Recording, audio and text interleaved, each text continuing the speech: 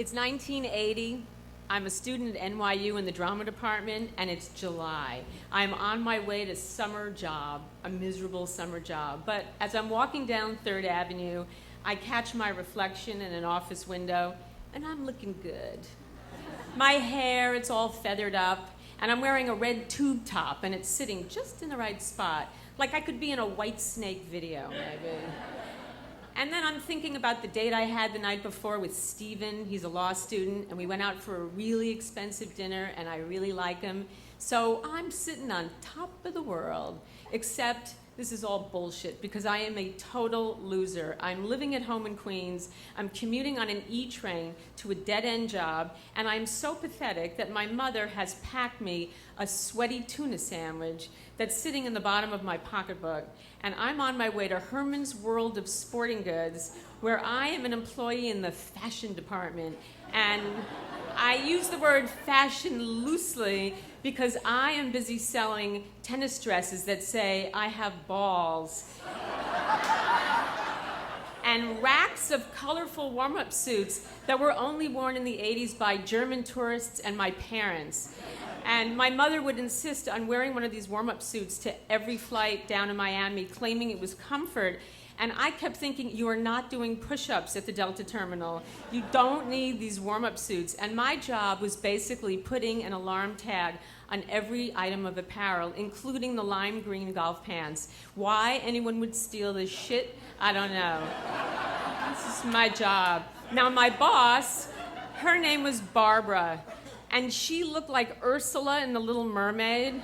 So she was a big woman, and she drew in her eyebrows into a high arch. So she always looked kind of shocked, and I never knew why. And we had to wear these smocks, so I looked like a greeter at Costco over my hot tube top. And she would never talk to me. She would yell in my general direction things like, rhetorically, why are you so stupid?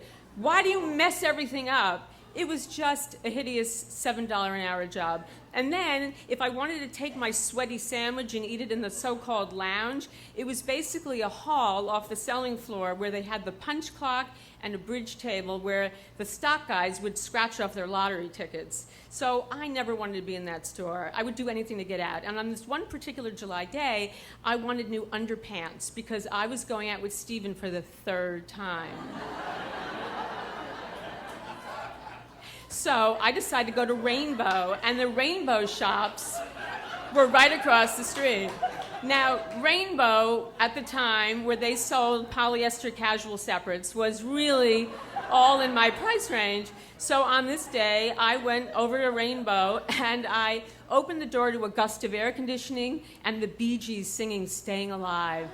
I was in heaven. So I walked in there, and I quickly found the 34 Bs and the really cute underpants that matched the 34 Bs. And I started pulling all the bras and the panties off the rack. And just as I was about to go to a fitting room, the door gusts open, hot air, and trouble.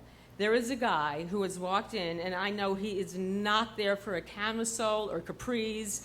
He has beady eyes, and he's got dirty hair, and he looks nervous, and sure enough, before I can even react, he says to the cashier at the front of the store, I have a gun, and I'm not afraid to use it. Empty the register. Now, I'm standing 2 feet from him, and I've only seen a gun once on Mannix, or maybe Hawaii Five-0. So I don't know what a gun really looks like, but it looks real. And she turns a pale gray, and she starts fumbling with the register, and I'm freaking out. And there are only 2 other customers, and we're just standing there, and he points the gun right in my face, and he says, put your hands up. So I do, and in my right hand I'm holding, it's a Cross Your Heart Playtex 34B, and in my left hand, I'm holding Days of the Week underpants. And all I'm thinking about is my mother, who used to say, always wear really nice underpants in case you're in a car accident, because she wanted me to meet like a nice intern at the emergency room. But the irony was, I was holding the good underpants.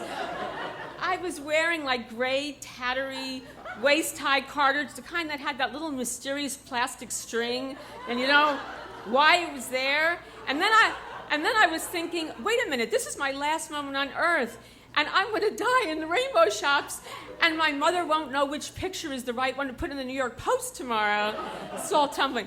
Well, within seconds, 4 police officers come in with their guns drawn, and they say, "Get down on the floor now." So I do. I don't know. So I'm lying there, and I put my cheek on the industrial mildew carpet, and I notice the other customers, they're still standing. But I don't care. I'm just sitting there clutching my wares, and the officer shouts in my direction, "Not you, him!" But I'm so scared, so I crawl into a fetal position. This has happened so fast, I start humming, "Staying alive, staying alive, and I can't move. Before I know it, they're all out the door. The perp is cuffed, he's gone. I get up, I put everything back on the rack. I am not trying on a brassiere right now. I asked the cashier how the guys got there so fast. She said, "I pushed the panic button."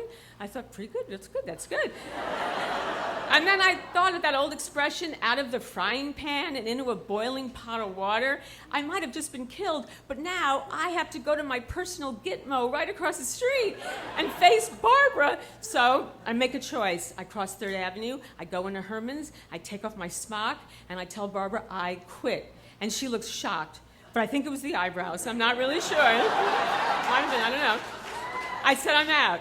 And I left the store, and I thought, good, you'll find another minimum wage job. You will go fold polo shirts somewhere else, and hopefully the boss will like me, and hopefully they'll have a security guard. Thank you.